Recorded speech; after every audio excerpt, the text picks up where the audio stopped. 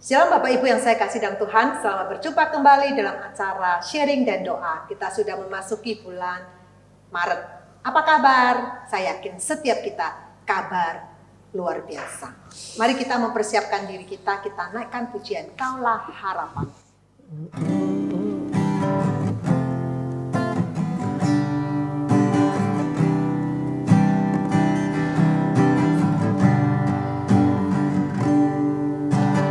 Bukan dengan kekuatanku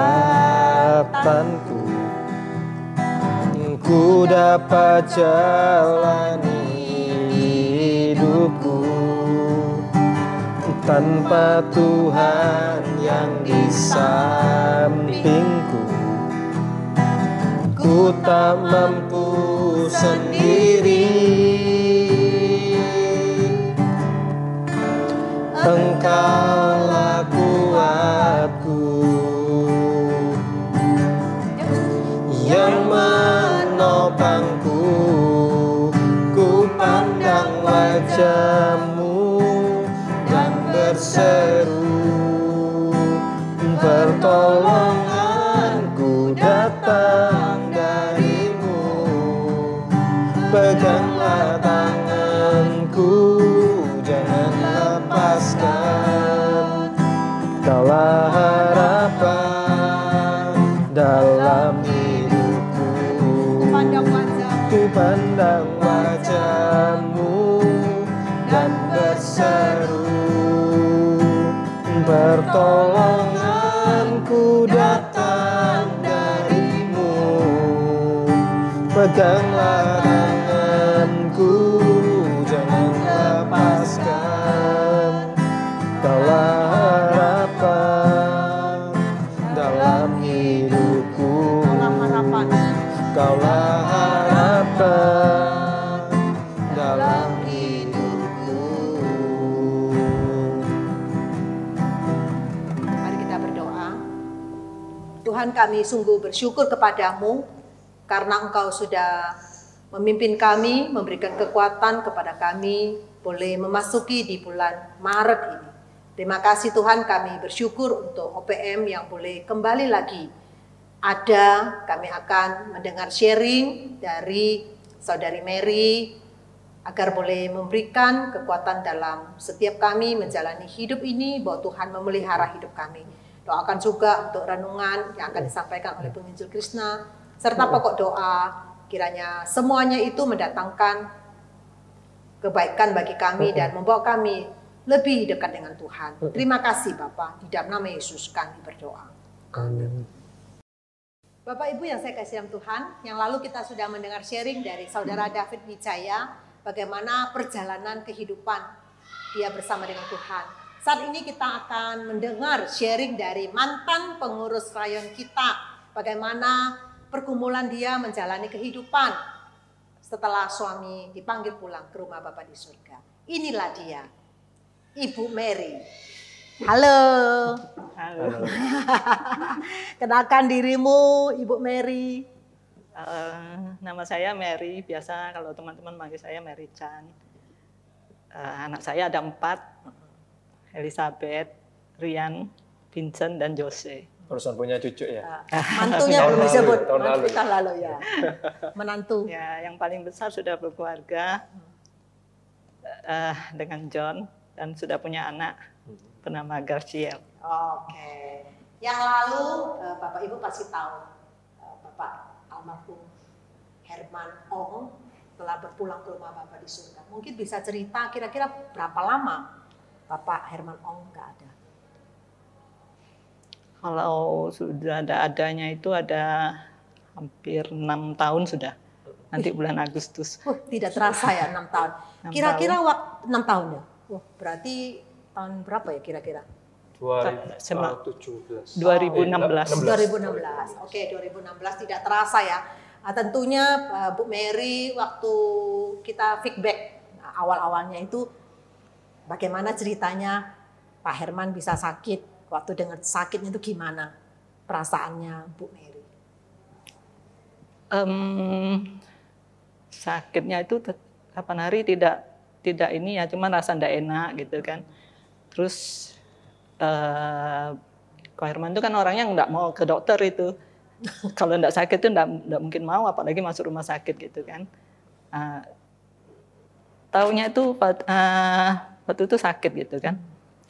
Sakit panas gitu kan. Akhirnya ke dokter bilang tipes gitu kan.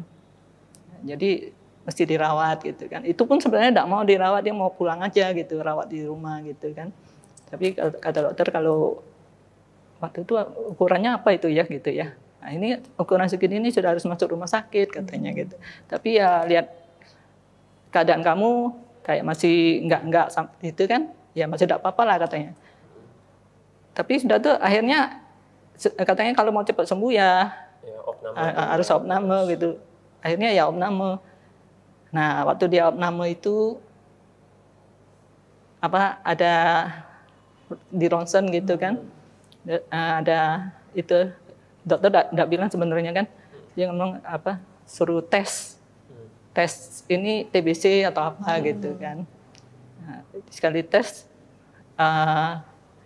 negatif itunya kan. TBC-nya negatif berarti kan ada sesuatu, disuruh scan, CT scan gitu kan. CT scan saya bilang, kok CT scan? Iya, itu ada paru-parunya ada kabut katanya gitu kan. Nah, kita mau memastikan apa itu di CT scan. Kalau CT scan itu kanker ya dok, saya bilang gitu kan. Iya katanya gitu. Oh iya, dokter kok begitu? Ya, saya sama Ko Herman ada di situ kan, sama lagi itu kan. Terdiam kita kan seperti nggak percaya, antara nggak percaya atau apalah gitu kan, pokoknya. Tapi kan ya sudah gitu kan, CT scan gitu kan. CT scan sama dokter Dimitra itu kan. Ada yang perempuan itu, dia langsung bilang gini katanya, ini kanker sudah stadium 4 katanya gitu. Langsung? Kanker baru? Sudah stadium 4. Loh kok lucu ya, kita pikir kan tidak diperiksa apa, cuman berdasarkan CT scan sudah bilang stadium 4 kan. Akhirnya kita ini kan. Waktu dengar pertama kali dengar kanker stadium 4, ya apa? Shock. Ya, nggak percaya. Ya adalah, cuman kita pikir kan ya belum pasti juga gitu kan. Ya udah ada bilang biopsi gitu kan, ada yang bilang jangan biopsi, kanker kalau diutik-utik kan. Tambah bahaya katanya kan. Nah, kita ngomong sama dokter bilang kan, kalau tidak biopsi gimana bisa tahu katanya kan. Ya itu cuma ngomong orang aja gitu kan, sebenarnya ya enggak gitu juga gitu kan. Kalau enggak kita ambil gitu kan gimana bisa mastiin gitu kan. Waktu itu kan kita pikir-pikir, akhirnya kita biopsi itu di Singapura waktu itu. Nah, waktu itu dokternya ngomong ini bukan kanker ini katanya. Pertama ngomong gitu kan, udah tuh lega. Tapi berjalannya waktu ternyata ya memang betul itu gitu loh. Setelah diperiksa lagi kan memang betul gitu kan. Ya udah jadi kemo gitu kan. Kita kemo sama dokter Budi yang sudah meninggal itu dokter itu. Nah, jadi kita kemo sama itulah ya itu aja jalan waktu gitu. Itu pemikiran ya apa? Bu Mary pemikiran waktu suami kena kanker kemudian apa ada siap-siap atau gimana pemikiran nanti waktu itu aku enggak mau Ko Herman ini kan gimana gitu, aku bilang enggak apa-apa katanya, kamu jangan pikirin kami pasti Tuhan jaga. Itu sampai di rumah saya pikir lagi kok jahat ya saya gitu. Coba enggak, kamu mau pergilah ceritanya gitu. Padahal sebenarnya mau kuatkan dia gitu ya. Jangan risaukan kami. Aku kan biasa kan kalau orang laki kan kalau ini kan pasti dia mikirin keluarga gitu pastilah. kan. Ini Cik Mary ini low profile. Jadi selalu itu. Jadi menguatkan suami terus. Jadi saya pikir-pikir kan sampai ya itu saya malam tuh kan pikir-pikir kan. Itu saya tanya kamu kayak apa? Enggak apa-apa sih, biasa gitu kan. Ke rumahnya tak ditanyain kan aku enggak tungguin di rumah sakit kan gitu kan, aku pulang gitu. Terus dokter, apakah dokter ada bilang bertahan berapa lama? Enggak bilang sih. Cuman kan kalau yang dokter yang pertama bilang ini kanker, katanya kalau mau berobat ke Cina percuma katanya gitu. Kalau mau ke dia tawarin kemana ya waktu itu, kalau sana ke Malaysia gitu kan. Nah, saya punya ini punya itu kan tambah lagi kita mikir kenapa dokter ini gitu kan. Terus proses jalani itu kurang lebih sakitnya berapa lama sampai nggak ada itu? Sekitar 4 tahun. 4 tahun. 4 tahun cukup lama ya berjuang. Betul. Nah, itu sakit luar biasa. Orang bilang berjuang gitu kan, tapi ya kita jalanin itu ya, karena saya ya cukup beriman sih sebenarnya. Aku beriman dia sembuh gitu nanti. Pak Herman pada akhirnya sembuh gitu kan. Jadi sempat sembuh. Jadi kami jalanin itu kan apa? Enggak sampai kayak apa ya, karena sampai titik terakhir itu aku masih beriman kalau Kak Herman sembuh gitu. Oh, jadi dari ketahuan sakit divonis itu sampai itu masih 4 tahun. Ya, prosesnya dia prosesnya. Dan itu hidupnya ya biasa, normal. Maksudnya hidup di luar tuh, maksudnya enggak di rumah sakit, tetap kerja gitu. Tetap kerja, cuman ada waktu-waktu dia harus ini kemo gitu.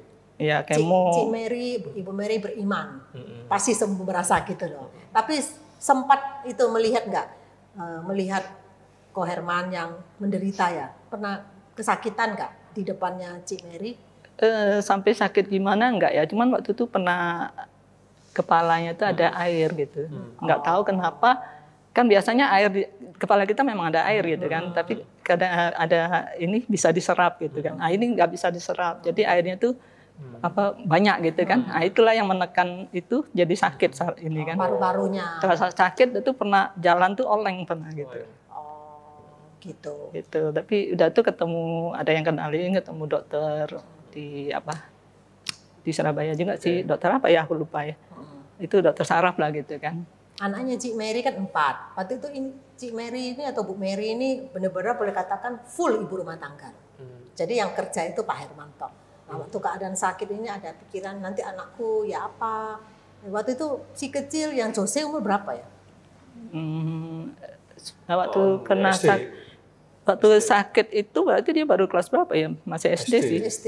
Itu si Pak Herman nggak ada tuh dia umur 10 tahun berarti yang Jose itu aku ingat. Itu tentunya gimana ini, ada pergumulan nggak dalam iman ke Tuhan itu? Padahal Ibu Mary kan berharap beriman bahwa pasti sembuh, ternyata nggak ada.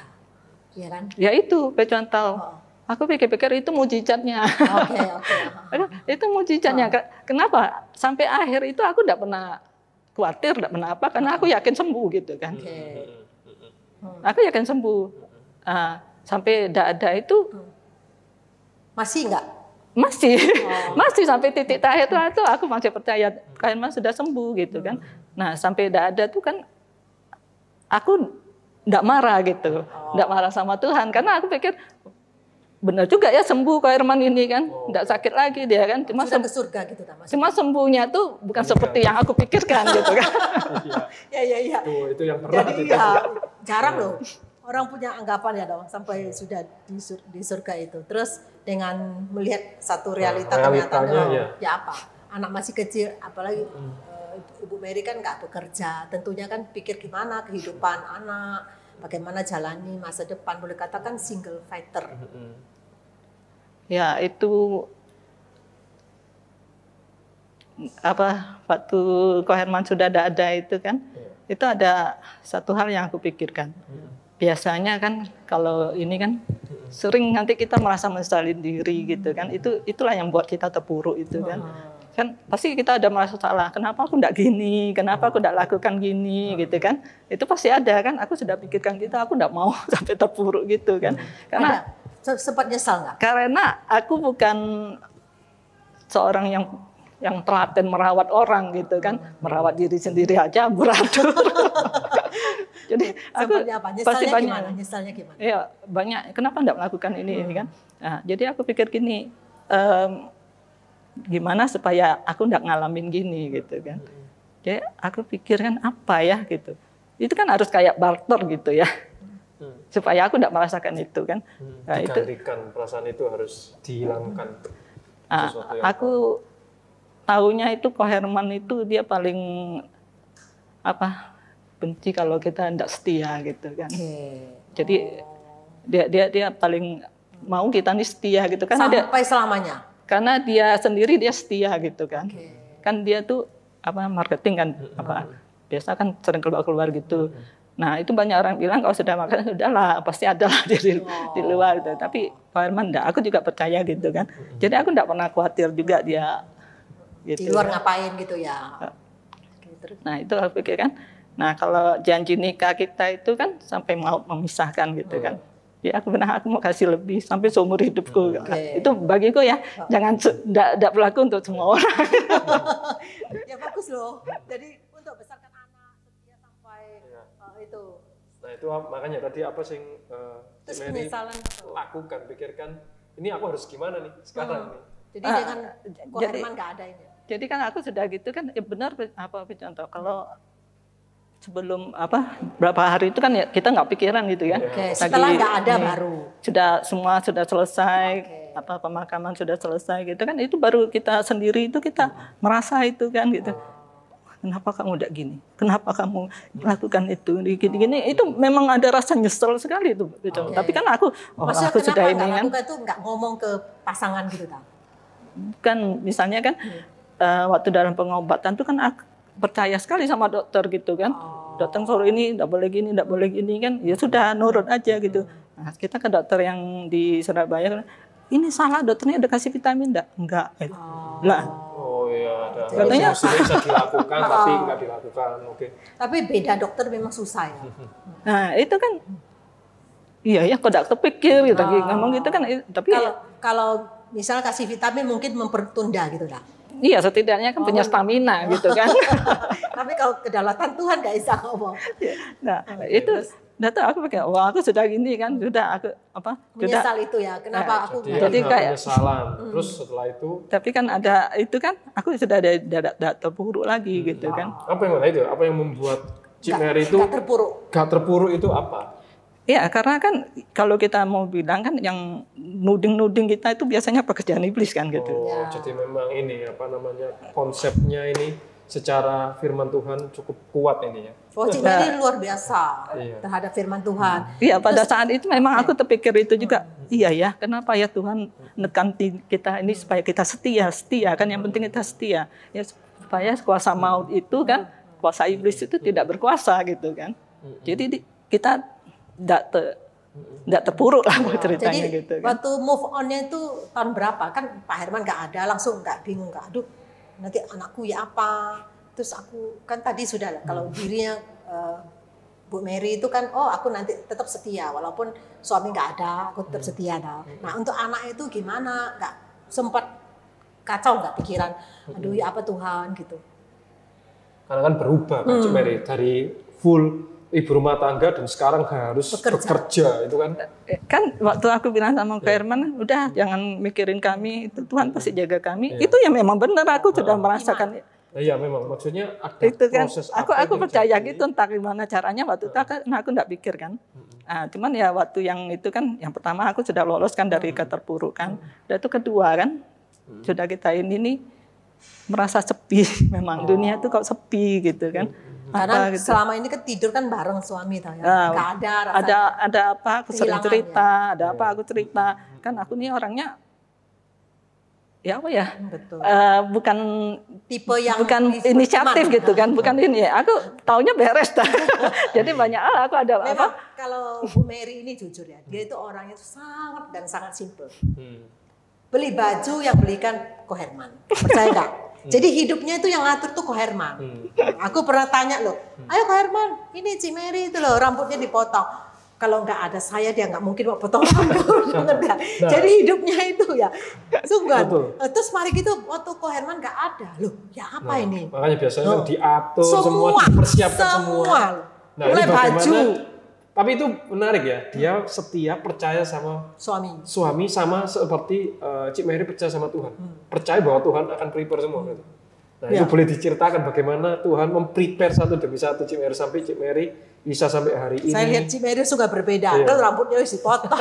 dulu penampilan juga lah penampilan. Apa yang Tuhan persiapkan Cik Mary di dalam masa-masa sendiri harus berjuang sekarang. Iya itu waktu aku terasa sepi kan biasa ada apa aku cerita sama Ko Herman, kok ini mau cerita ke siapa kan ceritanya gitu kan.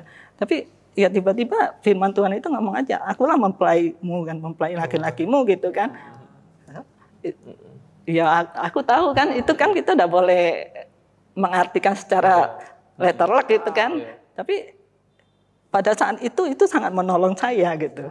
Membuat dia bangun, bangkit. Ya kan? Tuhan. Jadi aku memang kehilangan Koherman, tapi aku tidak merasa kehilangan gitu. Karena aku bisa cerita lagi sama Tuhan kan gitu. Aku nganggap kan Tuhan yang betul. gitu. Mungkin ya itu ya contoh ya. Kenapa setuju. kalau perempuan ditinggal suami bisa kuat. Ditinggal suami bisa kuat, tapi Betul. kalau laki-laki ditinggal bisa. istri tidak bisa kuat. Memang dong.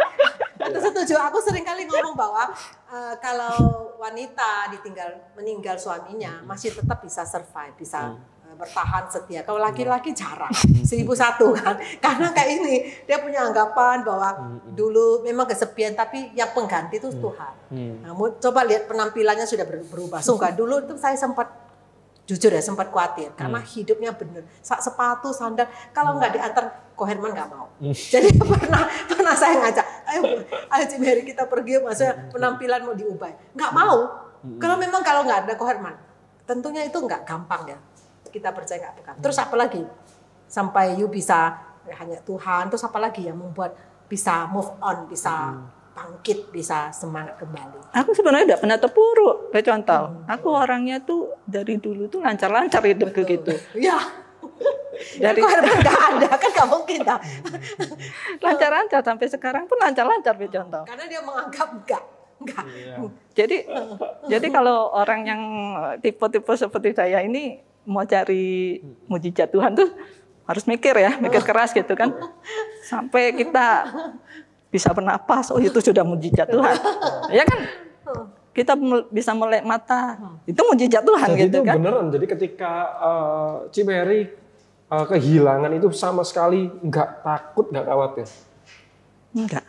Karena aku tahu Tuhan pasti ini. Tuhan pelihara dia. Iya. Nah, benar-benar luar biasa iman dia. dengan berjalannya waktu kan aku mikir kok Herman tuh orangnya baik sih. Baik, dia dengan keluarga baik, dengan teman-temannya baik gitu kan. Nah, sehingga itu yang memperhatikan Cik Mary. iya, keluarga banyak membantu kami gitu kan. Keluarga Koherman banyak support. Jadi membantu kami kan ya itu. Jadi kami ini seperti hidup sekarang ini ya dari kebaikan Koherman gitu. Jadi kan tetap. Jadi makanya Tuhan pelihara. Jadi iman dia itu luar biasa. Pemeliharaan tuh kadang-kadang orang kan sudah bingung ya. Kan bayangkan. Kita bisa bayangkan seorang yang selalu hidupnya benar-benar, lu bisa bayangkan. Semua sama Koherman. Ini sekarang itu nggak ada itu. Bu Mary itu bisa punya iman Tuhan pelihara. Nyata loh Tuhan pelihara dia. Dia nggak pernah nggak pernah susah ditanya. Bu Mary gimana? Baik, Tuhan pelihara. Sungguhan. Memang mujizat. Memang gitu ya, orang baik itu cepat ya Tuhan panggil. tapi justru itu yang ini kan, maksudnya Mejuanto, maksudnya justru kalau bagi saya, kalau saya menjadi Cik Mary itu mestinya hal yang berat. Karena saya memiliki pasangan yang baik banget sama saya, yang ngatur semua sama saya. Jadi ketika hilang itu mestinya sangat berat sekali. Tapi dia sudah mempersiapkan dia. Iya, kok rasanya oke lah. Kalau memang aku harus sendiri ditinggal, kita siap. Itu luar biasa loh, Cik. Itu jarang loh. Ya, itu pernah saya pikir juga kan. Kenapa? Waktu saya dia lihat kan, itu orang pinggir jalan tuh nganggur-nganggur gitu. Kok Koherman padahal ada, ini kan baik ya. Maksudnya masih bisa berkarya jadi, gitu kan. Kok cepat dipanggil gitu ya. Orang-orang itu kok enggak ya jadi padahal. Majelis, jadi pernah jadi pengurus sinode, itu aktif segala pelayanan gitu ya. Sempat berpikir perbandingan ya. Tapi ya ada firman Tuhan lagi yang membuat saya pikir itu yang di Wahyu. Wahyu 14. Berbahagialah orang mati di dalam Kristus. Nah, ya. Tapi kan jadi kan sekarang ini bukan soal usia berapa, banyaknya usia. Waktu itu meninggal umur berapa kira-kira? 54. 54. Anak masih kecil tapi tetap bisa bertahan, itu anugerah Tuhan. Jadi kira-kira mau share ke teman-teman, mungkin banyak orang belum punya persiapan. Apa sih yang harus disampaikan? Mungkin pesan dan kesan kepada teman-teman untuk bisa supaya kuat ya. Nggak gampang loh. Nah kalau kuat itu kan ya pasti dari firman Tuhan. Nah, pokoknya percaya saja gitu kan. Percaya saja kan. Tuhan tidak meninggalkan janda. Jadi cuman ya ada satu hal lagi yang aku kepingin kita ini kan, karena seringkali Tuhan memakai keluarga yang menolong gitu kan, menolong kita. Jadi memang kita harus bagaimana ya membangun relasi yang baik dengan keluarga kan. Nah, betul, itu penting, kunci utama. Itu kan mengingatkan kita juga bagaimana kita belajar kita bersikap di dalam keluarga Allah gitu. Kalau di dalam keluarga kita sendiri aja kita tidak bisa gimana kita, apalagi di keluarga Allah gitu kan, yang orangnya lebih abstrak gitu kan. Nah, yang ini jadi kan aku belajar jadi di dalam keluarga dulu kita kan. Terus anak-anak nggak sempat protes ya? Protes sih enggak. Maksudnya marah sama Tuhan.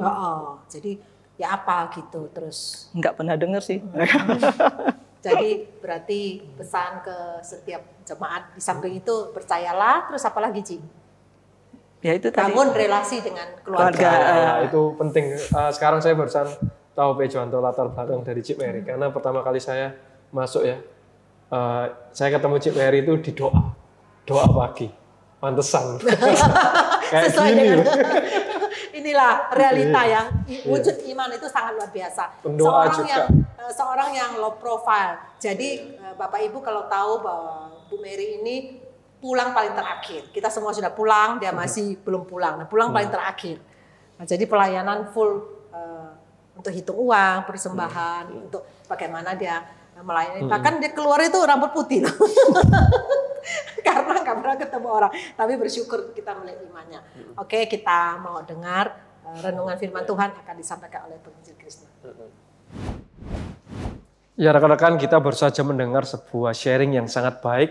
Sebuah contoh tentang bagaimana kita belajar beriman, belajar percaya. Nah hari ini saya mau menyampaikan bagi setiap kita tentang kekhawatiran, lagi-lagi khawatir. Saya percaya kita tidak jarang ya kita sering mendengar renungan tentang kekhawatiran. Tetapi justru itu penting. Kenapa? Karena nyatanya hidup kita adalah hidup yang pasti tidak pernah lepas dari rasa takut atau kekhawatiran. Karena itu kita perlu selalu diingatkan untuk jangan khawatir supaya kita bebas dari rasa khawatir. Nah, tema pada malam hari ini saya beri tema bebas dari rasa khawatir. Makanya saya ajak kita melihat bagian yang juga tidak asing lagi bagi setiap kita, yaitu dari Matius 6 ayat 25 sampai 34 tentang hal kekhawatiran. Mari saya ajak kita membukanya bersama-sama dan kita boleh membacanya bersama-sama. Matius 6 ayat 25 sampai 34. Cukup panjang tetapi mari kita membacanya bersama-sama ya. Karena itu aku berkata kepadamu, janganlah khawatir akan hidupmu, akan apa yang hendak kamu makan atau minum, dan janganlah khawatir pula akan tubuhmu, akan apa yang hendak kamu pakai. Bukankah hidup itu lebih penting daripada makanan, dan tubuh itu lebih penting daripada pakaian? Pandanglah burung-burung di langit yang tidak menabur dan tidak menuai dan tidak mengumpulkan bekal dalam lumbung, namun diberi makan oleh Bapamu yang di surga. Bukankah kamu jauh melebihi burung-burung itu? Siapakah di antara kamu yang karena kekhawatirannya dapat menambahkan sehasta saja pada jalan hidupnya? Dan mengapa kamu khawatir akan pakaian? Perhatikanlah bunga bakung di ladang yang tumbuh tanpa bekerja dan tanpa memintal. Namun aku berkata kepadamu, Salomo dalam segala kemegahannya pun tidak berpakaian seindah salah satu dari bunga itu. Jadi jika demikian Allah mendandani rumput di ladang yang hari ini ada dan besok dibuang ke dalam api, tidakkah ia akan terlebih lagi mendandani kamu, hai orang yang kurang percaya? Sebab itu janganlah kamu khawatir dan berkata, apakah yang akan kami makan, apakah yang akan kami minum, apakah yang akan kami pakai? Semua itu dicari bangsa-bangsa yang tidak mengenal Allah. Akan tetapi Bapamu yang di surga tahu bahwa kamu memerlukan semuanya itu. Tetapi carilah dahulu kerajaan Allah dan kebenarannya, maka semuanya itu akan ditambahkan kepadamu. Sebab itu janganlah khawatir akan hari esok, karena hari esok mempunyai kesusahannya sendiri. Kesusahan sehari cukuplah untuk sehari. Nah sebenarnya kalau kita melihat bagian ini sudah sangat jelas disaksikan oleh Cik Mary. Apa yang udah di-sharingkan dia itu sangat sekali mewakili apa yang akan kita pelajari, yang akan kita renungkan pada malam hari ini. Tetapi mari kita tetap belajar bersama-sama. Nah, ada 3 hal yang ingin saya ajak kita untuk berpikir lagi. Yang pertama adalah, mengapa kita itu cenderung hidup di dalam rasa takut dan khawatir. Yang kedua, mengapa kita tidak perlu khawatir. Dan yang ketiga, bagaimana kita dapat bebas dari kekhawatiran. Nah, itu yang akan kita pelajari, yang akan kita renungkan pada malam hari ini. Nah, setiap kita pasti tidak bebas dari yang namanya rasa takut dan khawatir. Mengapa? Karena kita tahu bahwa kita itu terbatas. Apalagi di dalam keberdosaan kita. Kita tidak maha tahu atau kita tidak maha kuasa. Kita begitu terbatas. Kita tidak maha kuasa, kita tidak maha tahu. Kita takut karena kita tidak mampu. Karena kita tidak maha kuasa. Itulah kenapa kita takut. Kita khawatir kenapa? Karena kita tidak tahu. Kita tidak maha tahu. Maka kalau kita melihat, kalau kita berpikir, kekhawatiran yang terutama dalam hidup ini apa? Yaitu pasti berhubungan tentang masa depan, tentang hari esok. Kenapa? Karena kita khawatir untuk sesuatu yang tidak bisa kita tahu, khawatir akan sesuatu yang tidak bisa kita lihat. Itulah yang membuat kita khawatir. Maka yang kedua, mengapa kita tidak perlu khawatir? Nah, ketika kita melihat bagian ini, kenapa sih kita tidak perlu khawatir? Karena kita berharga di mata Allah.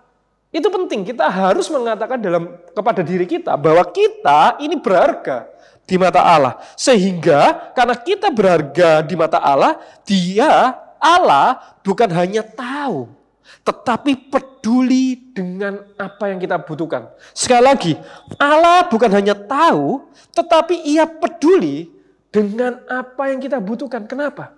Karena kita berharga di matanya. Coba kita melihat dari ayat 26, bagian yang terakhir, tapi kita lihat aja secara keseluruhan. Pandanglah burung-burung di langit yang tidak menabur, tidak menuai, tidak mengumpulkan bekal dalam lumbung, namun diberi makan oleh Bapamu yang di surga.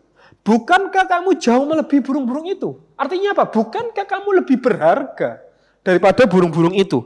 Nah, kita coba lihat ayat 30. Jadi jika demikian Allah mendandani rumput di ladang yang hari ini ada dan besok dibuang ke dalam api, tidakkah Ia akan terlebih lagi mendandani kamu, hai orang kurang percaya? Sekali lagi, kita berharga di mata Allah. Maka Ia pasti akan mendandani kita. Ayat 32 terakhir, semua itu dicari bangsa-bangsa yang tidak mengenal Allah, akan tetapi Bapamu yang di surga tahu bahwa kamu memerlukan semuanya itu. Bapa di surga tidak hanya tahu kebutuhan kita, tetapi Ia peduli kebutuhan kita. Kenapa? Karena kita berharga di matanya. Itu harus kita ketahui, bahwa kita itu berharga di mata Allah. Itulah kenapa kita tidak perlu khawatir. Nah, kira-kira apa sih yang membuat kita khawatir? Apa yang membuat Anda khawatir dalam hidup ini? Apakah Anda khawatir akan makanan? Apakah Anda khawatir akan minuman? Apakah Anda khawatir akan pakaian? Puji Tuhannya enggak kan? Kita tidak pernah khawatir akan apa yang akan kita makan. Betul enggak? Kita nggak khawatir akan apa yang kita pakai. Kita nggak pernah mengkhawatirkan itu. Yang kita khawatirkan apa? Yang lain. Kita mengkhawatirkan pasangan. Kita mengkhawatirkan pekerjaan. Kita mengkhawatirkan bayar uang sekolah anak, bayar cicilan ini, itu, dan lain-lain. Kita tidak pernah mengkhawatirkan apa yang akan kita makan, apa yang akan kita pakai. Artinya apa? Maksudnya apa? Karena itu kata Alkitab, buat apa kamu khawatir? Karena apa yang kita khawatirkan tidak lebih penting atau tidak lebih kita butuhkan daripada makanan dan pakaian. Saya ulangi sekali lagi. Apa yang membuat kita khawatir? Kenapa kok nyatanya kita tidak pernah mengkhawatirkan makan, minum, dan pakaian? Alkitab cuma menjelaskan 2. Jangan kamu khawatir akan apa yang kamu makan, minum, dan apa yang akan kamu pakai. Kenapa? Karena apa yang kita khawatirkan tidak lebih penting atau tidak lebih kita butuhkan daripada makanan dan pakaian. Karena makanan dan pakaian itu adalah sesuatu hal paling dasar yang kita butuhkan. Pakaian, minuman, makanan, minuman, dan pakaian adalah dua hal paling dasar yang kita butuhkan kalau kita benar-benar tidak punya apa-apa. Jadi artinya kalau Tuhan mencukupkan kita dalam hal makan dan mencukupkan kita dalam hal pakaian, maka sisanya pasti dicukupkan. Karena tidak ada yang lebih penting lagi daripada makanan dan pakaian. Dua hal itu aja kalau Tuhan cukupkan. Terlebih lagi yang lain. Itulah kenapa kita tidak perlu khawatir. Kalau yang penting aja, yaitu makanan dan pakaian, Tuhan cukupkan. Apalagi hal yang lain.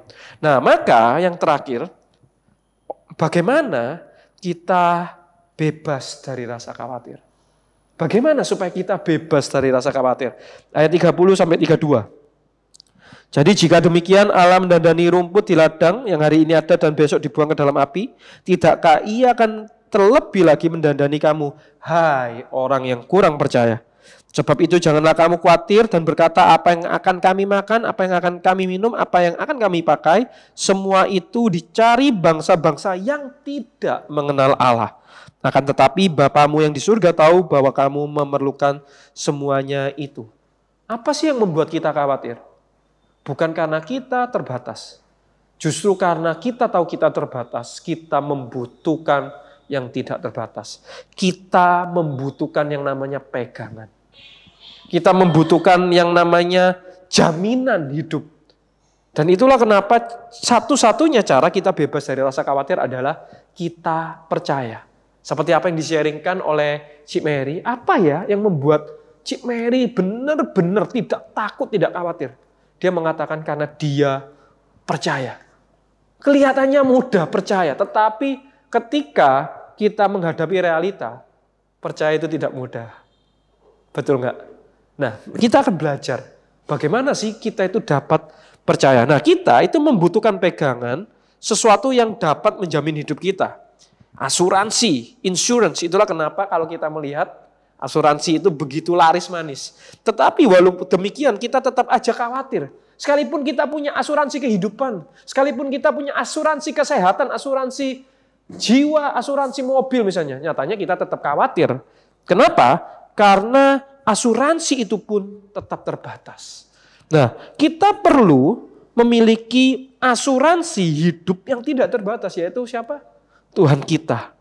Rekan-rekan. Nah, kalau kita membandingkan Matius 6 ini dengan Lukas, hal kekhawatiran ini berbicara tentang konteks uang dan warisan. Kalau kita membandingkan dalam Lukas, Tuhan itu mengatakan tentang hal kekhawatiran, itu konteksnya tentang warisan. Jadi ada seorang yang bilang sama Tuhan, Tuhan, omongin dong keluargaku itu loh, kaya. Omongin supaya dia itu berbagi harta dengan aku. Dan Tuhan bilang, kamu harus ingat bahwa kehidupan, bahwa hidup ini tidak bergantung dengan uang, tidak bergantung dengan materi. Buat apa seseorang memperoleh seluruh dunia, tetapi kehilangan nyawanya. Nah, itulah konteks dari hal kekhawatiran. Bahwa hidup kita itu tidak bergantung dari materi atau uang. Itulah kenapa sekalipun kita punya begitu banyak uang, nyatanya kita tetap khawatir.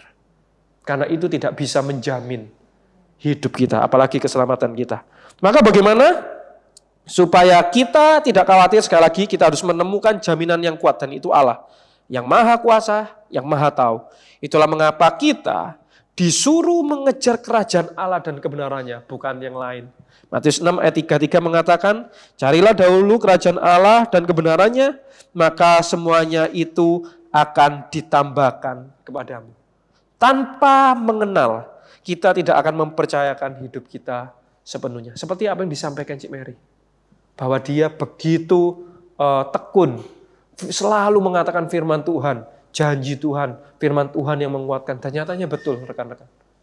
Kalau kita tidak mengenal Tuhan, kita tidak akan bisa mempercayakan seluruh hidup kita kepadanya. Sebagai penutup, saya mau ajak kita melihat Filipi 4 ayat 11-13.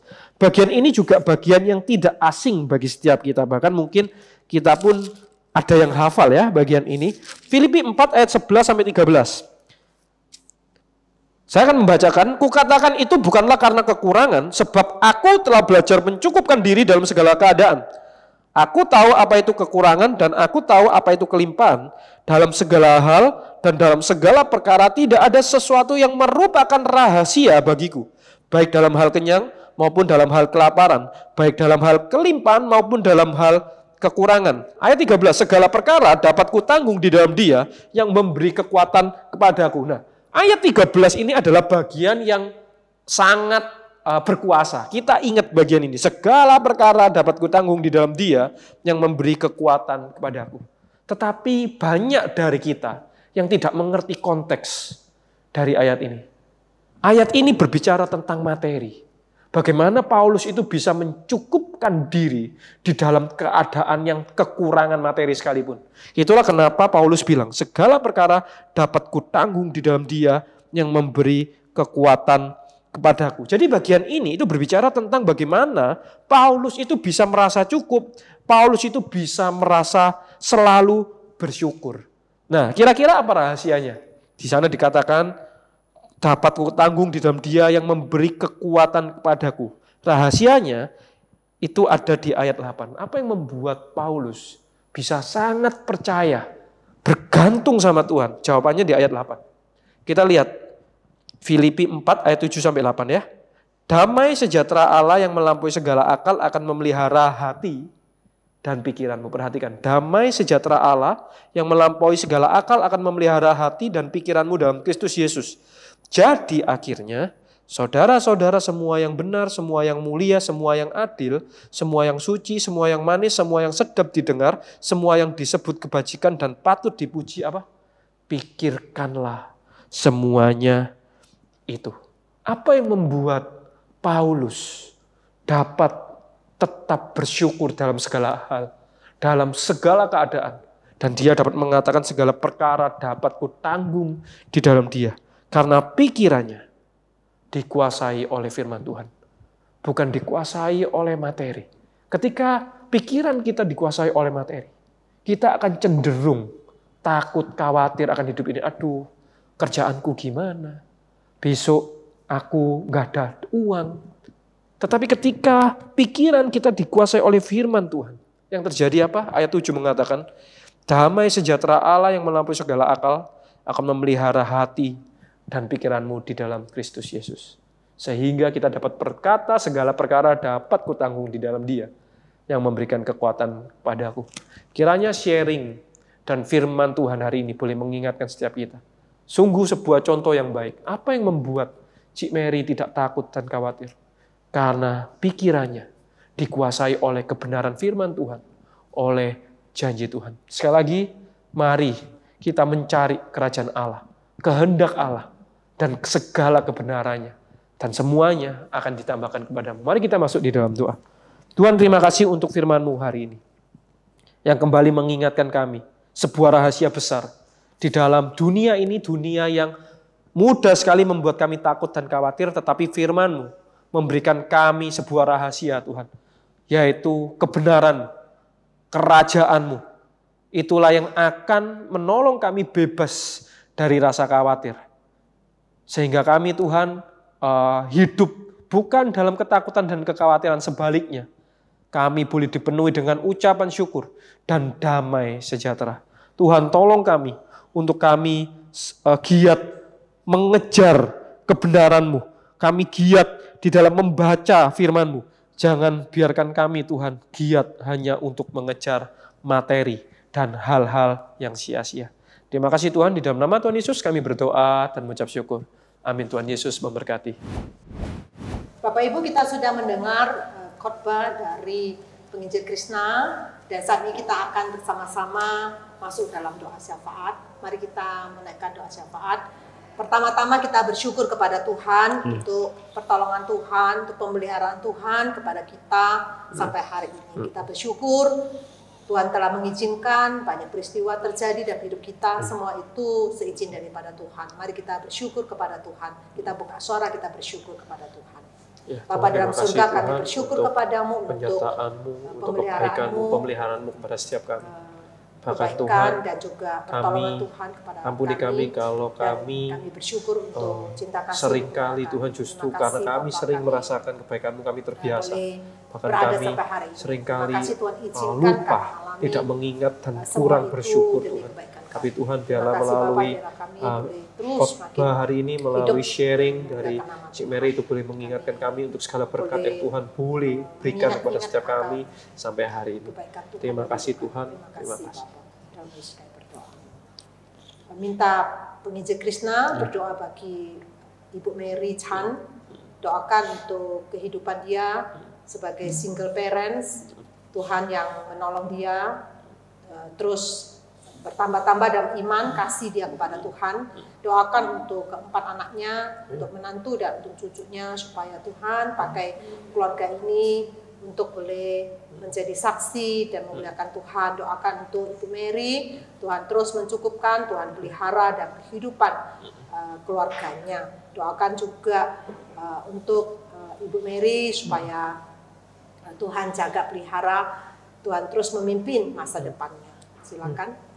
Tuhan, saat ini Krishna mau berdoa Tuhan untuk Cik Mary, bersyukur untuk apa yang boleh dia sharingkan, dan sampai sekarang pun Krishna percaya bahwa Engkau menjaga, Engkau akan memelihara terus meneruskan Engkau yang sudah berjanji, dan Krishna juga boleh melihat bahwa Cik Mary pun boleh memegang janjimu itu. Tuhan, yang pengen Krishna doakan adalah supaya Cik Mary boleh semakin mengenal kasih-Mu lebih lagi Tuhan, dan boleh memberitakan berkat segala hal, kecukupan, pemeliharaan yang Tuhan boleh berikan kepada dia sekeluarga untuk boleh disaksikan kepada orang, untuk boleh diberitakan. Tuhan juga tolong kasih Cik Mary hikmat untuk boleh mengerti langkah-langkah apa yang dia harus kerjakan, apa yang harus dia lakukan di dalam kerencana Tuhan di dalam hidup dia. Secara khusus sebagai mama, single parents Tuhan, untuk kedua anak yang lain yang masih studi, walaupun ada yang dua yang sudah besar, sudah bekerja, bahkan ada yang berkeluarga, ada yang sudah punya anak, tetapi Tuhan yang boleh jaga, lindungi sampai Cik Mary pun boleh menyelesaikan tugas sebagai mama, untuk boleh menyekolahkan sampai anak-anaknya boleh selesai sekolah, kuliah, dan boleh bekerja, bahkan boleh membangun keluarga. Tuhan tolong supaya keempat anak mereka, keempat anak Cik Mary, juga menantu serta cucu boleh melihat iman dari Cik Mary, sehingga iman yang dimiliki Cik Mary pun boleh diwariskan, boleh dicontoh oleh keempat anaknya ini. Terima kasih Tuhan, dan untuk segala pergumulan yang lain, Krishna percaya Engkau yang akan pimpin, Engkau yang cukupkan yang diperlukan. Terima kasih Tuhan, amin. Mari kita buka suara, doakan untuk kegiatan di bulan Maret ini. Doakan untuk IBS yang akan dimulai, supaya setiap jemaat boleh ikut dalam IBS, sehingga boleh bertumbuh di dalam Tuhan. Mari kita juga doakan untuk pelatihan, konseling, dan juga doakan untuk IHC, dan doakan untuk kegiatan-kegiatan yang lain, PD misi, persekutuan wilayah, supaya Tuhan pakai boleh menyatukan wilayah-wilayah yang ada. Mari kita buka suara berdoa untuk hal ini. Ya Tuhan, saat ini Tuhan kami berdoa juga untuk selama acara, kegiatan, selama sebulan ini Tuhan, bulan Maret ini, untuk IBS, juga untuk persekutuan juga untuk persiapan Prapaskah, Tuhan yang boleh pimpin sertai Tuhan, supaya ini pun juga boleh menjadi berkat untuk jemaat. Juga untuk PD misi, doakan untuk PW gabungan, dan doakan supaya Tuhan memberkati, sehingga melalui kegiatan bulan Maret ini setiap jemaat boleh mengambil bagian, dan setiap anggota wilayah boleh disatukan di dalam kasih Tuhan, sehingga boleh saling peduli dan saling memperhatikan. Terima kasih Bapak, dalam nama Yesus kami berdoa. Amin. Kita mengambil waktu sejenak, doakan untuk segala pergumulan kita masing-masing, doakan juga kebutuhan kita, doakan untuk masa depan anak-anak, mungkin anak-anak pemuda bergumul untuk studi, untuk pasangan hidup, maupun para janda-janda bergumul untuk bagaimana menjaga, mendampingi anak-anak,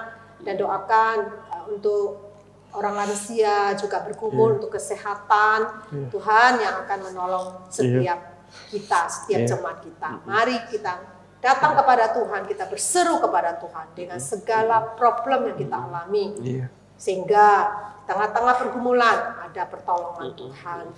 Mari kita mengambil waktu sejenak, kita berdoa. Tolong untuk setiap jemaat Tuhan, secara khusus para janda, anak yatim Tuhan yang ada di gereja, juga untuk para lansia Tuhan, jangan harus sendirian di usia mereka, usia tua mereka. Amin. Selanjutnya minta Penginjil Krishna doakan untuk bangsa dan negara, doakan untuk DPR agar tahun 2022 bekerja lebih produktif, mengingat tahun 2021 hanya mengesahkan 5 RUU dari 37 RUU. Supaya Tuhan memakai setiap anggota DPR untuk bekerja lebih giat lagi. Ya, Tuhan, saat ini kami sebagai gerejamu, kami juga mau mendukung pemerintahan kami secara khusus dalam hal doa. Tuhan, kami mau mendukung di dalam hal yang sederhana, terlihat sederhana, tetapi kami percaya memiliki kuasa besar Tuhan. Tuhan, kami berdoa untuk para pemimpin kami, supaya mereka boleh memiliki rasa takut akan Engkau di dalam pekerjaan mereka, di dalam tanggung jawab besar yang dipercayakan kepada mereka, supaya mereka sungguh Tuhan boleh bekerja dengan giat, mereka boleh bekerja dengan baik, mereka boleh bekerja di dalam kebenaran. Tuhan yang boleh tolong supaya sungguh Tuhan negara kami, bahkan dimulai dari kota kami ini Tuhan, sungguh boleh maju, boleh berkembang, boleh baik, dan boleh sungguh sesuai, berjalan sesuai dengan kehendak-Mu. Tuhan yang boleh pimpin, Tuhan yang boleh berbelas kasihan kepada bangsa dan negara ini Tuhan melalui para pemimpin kami. Terima kasih, dalam nama Tuhan Yesus kami berdoa dan mengucap syukur. Amin. Doa penutup minta Ibu Mary berdoa.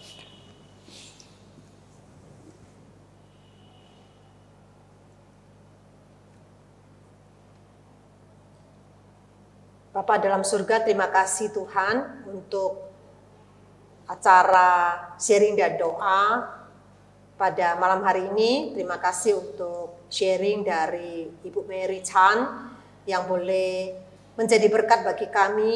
Tidak mudah Tuhan menjadi single parents, ditinggal oleh almarhum Herman Ong, mendahului ke rumah Bapa di surga. Tidak terasa 6 tahun Ibu Mary boleh menjalani. Kami melihat bagaimana dia terus beriman dan yakini bahwa Tuhan memelihara hidupnya, dan memang benar Tuhan memelihara kehidupannya. Tuhan tidak pernah meninggalkan dia seorang diri. Tuhan selalu mencukupkan apa yang dibutuhkan oleh Ibu Mary. Biarlah boleh menjadi pegangan buat kami bahwa ada Tuhan bersama dengan kami.